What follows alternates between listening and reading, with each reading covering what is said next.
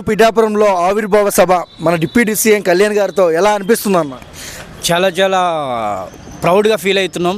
తెలంగాణ జనసేన నుంచి మేము ఈ పిఠాపురంలో జరుపుకోవడం అనేది ఆయన నియోజకవర్గం కాబట్టి మాకు చాలా సంతోషంగా ఉంది. ఈ యొక్క 12 సంవత్సరాల ప్రస్థానంలో ఆయన డిప్యూటీ సీఎం అయ్యి అంత ఘనంగా సభ పెట్టినందుకు మేము చాలా హ్యాపీ ఫీల్ అవుతున్నాం. లక్షల మంది తరలి వస్తున్నారు, అంటే వేరే రాష్ట్రాల నుంచి కూడా వస్తున్నారు ఈ ఆవిర్భావ సభకు. ఎలా అనిపిస్తుంది అన్న?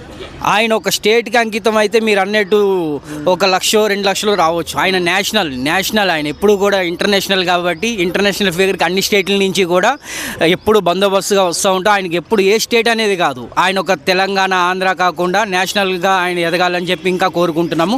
దాంతోపాటు మెయిన్గా ఇంకొక మనం చెప్పుకోవాల్సింది ఏంది అంటే ఆయన ఒక కులానికో మతానికో ప్రాంతానికో కాదు కాబట్టి ఆయనకి అంత ప్రఖ్యాతగా చెందారు. అంటే అన్న, మనం పాన్ ఇండియా హీరోలను చూసాం, కళ్యాణ్ గారు పాన్ ఇండియా పొలిటీషియన్ అనుకోవచ్చా? పాన్ ఇండియా పొలిటీషియనే ఎప్పుడు కూడా. ఎందుకంటే ఇందాక నేను చెప్పినట్టు ఒక మతానికో ఒక కులానికో ఒక ప్రాంతానికో మద్దతు ఇచ్చేవాళ్ళు ఎప్పుడు అక్కడే ఉంటారు. కానీ ఆయన ఒక సనాతన ధర్మం అని చెప్పి ఒక దేశం కోసం ఎప్పుడు ఒక ప్రాంతం కోసం కాకుండా ఒక దేశం కోసం ఆలోచించే వ్యక్తి కాబట్టి ఆయనకు ఒక ప్రత్యేకత ఎప్పుడు కూడా ఉంటుంది. ఆయన పాన్ ఇండియా కాదు, పాన్ వరల్డ్ అయినా సరే మనం ఆశ్చర్యపోక్కర్లేదు భవిష్యత్తులో. సో అన్న, ఏ రాజకీయ నాయకుడైనా సొంత డబ్బు పెట్టాడు. కళ్యాణ్ గారు గెలిచిన తర్వాత కూడా ఆయన సొంత డబ్బు పెడుతున్నారు. సో ఎలా అనిపిస్తుంది ఒక జన సైనికుడిగా? ఎందుకంటే ఇక్కడ మెయిన్గా మనం ఒక విషయం చెప్పుకోవాలి. ఎప్పుడైనా నాయకుడు అనేవాడు ప్రజల దగ్గర నుంచి తీసుకోవాలని చూస్తాడు. నాయకుడు కాదు, యాజ్ ఏ ఒక పొలిటీషియన్గా మనం ఎలక్షన్లో మనకి ఓట్ బ్యాంక్ రావాలంటే పైసలు పంచాలి కాబట్టి ఆ ఒక రాజకీయాల్లోకి వచ్చి దాని నుంచి ఎట్లా సంపాదించాలని చెప్పి ఆలోచిస్తారు. కానీ ఈయన ఏంటంటే పబ్లిక్ కోసమే వచ్చిన వ్యక్తి కాబట్టి ఎంత సంపాదించినా మళ్ళీ పబ్లిక్కే పెట్టాలని చెప్పి ఒక ఆదర్శం గల నాయకుడు. ఈ ఆవిర్భావ సభలో స్పీచ్తో వైసీపీ వాళ్ళ పరిస్థితి ఏంటన్న?